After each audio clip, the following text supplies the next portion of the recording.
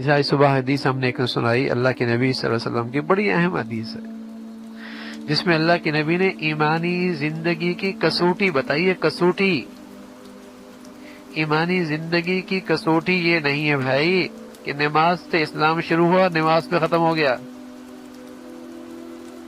جو چند نیکیاں شروع کیں وہی اسلام، آخر اول آخر وہی اسلام۔ اسلام کی کسوٹی یہ ہے کہ اللہ کی نافرمانی دیکھو بے چین ہو جاؤ، پریشان ہو جاؤ، اس نافرمانی کو ہاتھ سے روکو تو روکو، نہیں روک سکتے تو زبان سے روکو، نہیں روک سکتے تو اندر بے چینی پیدا کرو تاکہ میں اسے کس طریقے سے اسے ختم کر سکوں۔ فرمایا یہ ہے ایمان کی زندگی، یہ ہے ایمان کی زندگی۔ نمازیں بھی پڑھ رہا ہے، حج بھی کر رہا ہے، روزی بھی کر رہا ہے، صدقہ خیرات بھی کر رہا ہے، مسجد بھی بنا لی، ہسپتال بھی چلا رہا ہے، اور اپنی زندگی میں گناہوں کو فروغ دے رہا ہے، اپنے ماحول میں گناہوں کی حوصلہ افزائی کر رہا ہے۔ کوئی نہیں ایمانی زندگی ہے، یہ ایمانی زندگی نہیں۔ حدیث ہے ایک شخص ذرا لمحے بھر بھی اللہ سے غافل نہیں، اللہ نے فرمایا اس بستی کو تباہ و برباد کر دو۔ اللہ وہاں اتنا بڑا بزرگ ہے، فرمایا ہاں تمہاری نظر میں بزرگ ہوگا، آپ سے ایک لمحے بھی دور نہیں ہوا، ہر وقت آپ کی یاد میں مصروف رہتا ہے۔ کہا نہیں، اس کے سامنے میری نافرمانی ہوتی ہے، اس کے پیشانی میں بل ہی نہیں آتا، جب سب کو برباد کر کے آ جاؤ۔ ایمان کی کسوٹی یہ ہے اللہ کی نافرمانی نہ دیکھی جا سکے، اللہ کی نافرمانی نہ دیکھی جا سکے۔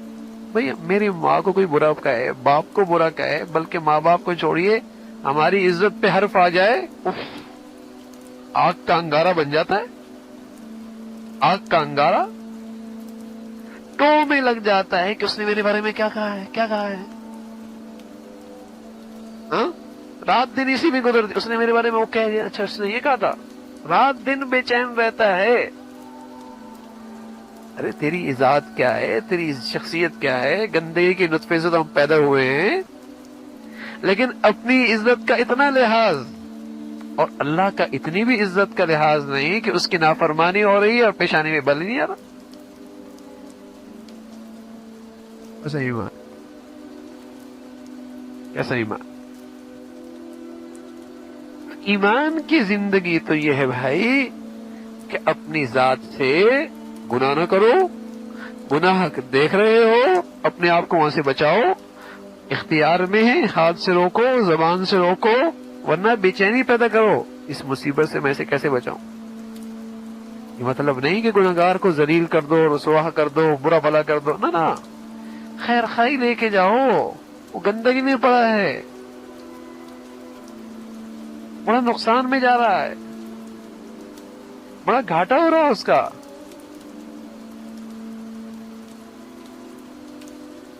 یہ دین ہے۔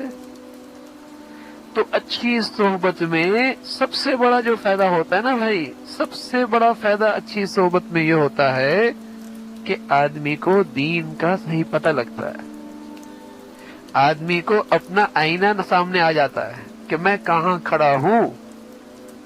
اچھی صحبت کا یہ برکت ہے کہ آدمی کو اپنی کمزوریوں کی نشاندہی ہو جاتی ہے، اچھی صحبت کا برکت یہ ہے کہ اپنی غلطیوں پہ نظر مل جاتی ہے، اور جب یہ صحبت نہ ملے تو آدمی جس رخ پہ جس پہلو پہ چل رہا ہے بہت مطمئن، بہت مطمئن۔ صحابہ کو تو ایسی خوبصورت صحبت ملی ہوئی تھی اللہ کے نبی کی شکل میں، تو ذرا سی غفلت ہوتی تو کہتے نافق حنظلہ، نافق حنظلہ، حنظلہ تو منافق ہو گیا۔ کہا بھائی کیا ہوا؟ کہا حضور کی خدمت میں ہوتے ہیں ایسا لگتا ہے دائیں طرف جنت ہے بائیں طرف جہنم ہے، اور جب بال بچوں میں آ جاتے ہیں یہ کیفیت نہیں جاتی، ہم تو منافق ہو گئے۔ یعنی انہیں اس صحبت کا یہ نور نصیب ہوا کہ ذرا سی غفلت کا بھی احساس ہو گیا، ذرا سی غفلت کا بھی احساس ہو گیا۔ یہ اچھی صحبت کی برکت ہے۔ अच्छी सोहबत से वो नजर मिलती है, वो बसीरत मिलती है, वो नजर मिलती है, वो बसीरत मिलती है, जिससे अपनी कमजोरियां, अपनी खताएं, अपनी गलतियां नजर आने लगती।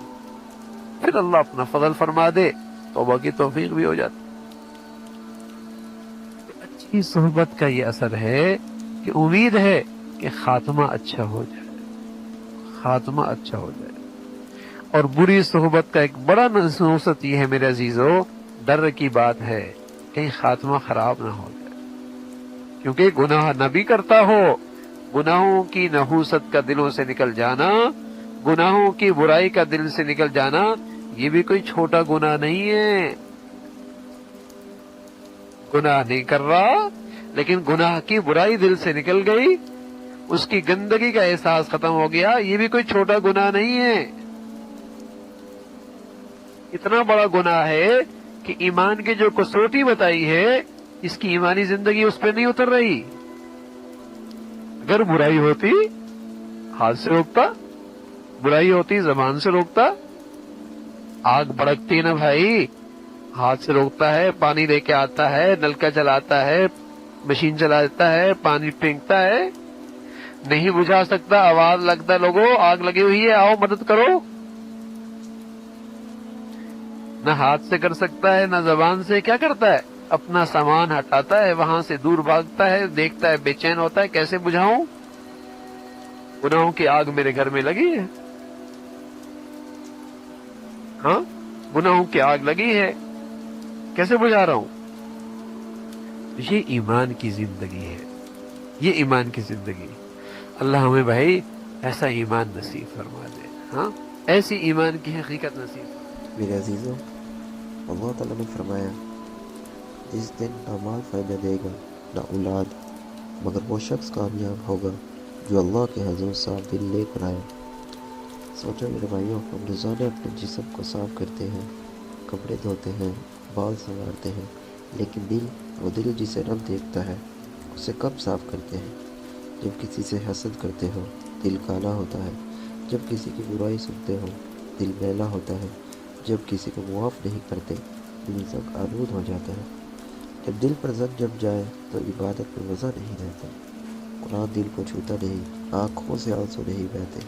मेरे अजीज़ों, अल्लाह ताला फरमाते हैं, बल्कि उनके दिलों पर उनके गुनाहों का जंग चढ़ गया है। दिल जंग से नहीं, जिक्र से साफ़ होता है। दिल इंतकाम से नहीं, मुआफ़ी से नरम होता है। दिल दौलत से नहीं, अल्लाह की याद से ज़िंदा रहता है। कभी एक लम्हा के लिए रुक कर सोचो, क्या तुम्हारा दिल आज सलीम है? क्या तुम्हारे दिल में किसी के लिए नफरत, गरूर या कीना तो नहीं? अगर है तो जान लो, वो दिल अभी रब के काबिल नहीं हुआ। मेरे प्यारे भाइयों, जिस दिल में सब के लिए खैर हो, वो दिल अल्लाह का महबूब बन जाता है। नबी करीम सल्लल्लाहु अलैहि वसल्लम ने फरमाया, अल्लाह तुम्हारे जिस्मों को नहीं देखता, न तुम्हारे चेहरों को, बल्कि तुम्हारे दिलों और अमाल को देखता है। क्या यह हदीस हमें झंझोड़ने के लिए काफ़ी नहीं? अब चेहरा खूबसूरत बनाने में लगे हैं, लेकिन रब तो दिल देख रहा है। आओ आज अपने दिल को धो लें, तौबा के आंसू से, जिक्र के नूर से और मुआफ़ी की खुशबू से। किसी को मुआफ़ कर दो, चाहे वो तुम्हें नुकसान दे गया हो, क्योंकि मुआफ़ करने वाला इंसान कमज़ोर नहीं होता, बल्कि वो अल्लाह की सफ़ और गफूर का अक्स होता है। मेरे भाइयों, दिल जब साफ़ होता है तो चेहरे पर नूर आता है, ज़ुबान पर नरमी आती है, ज़िंदगी में बरकत आती है। ऐसे दिल वाले इंसान को दुनिया भी प्यार करती है और रब भी। जिसने अपना दिल साफ कर लिया, उसने अपनी दुनिया और आखिरत दोनों संभाल ली।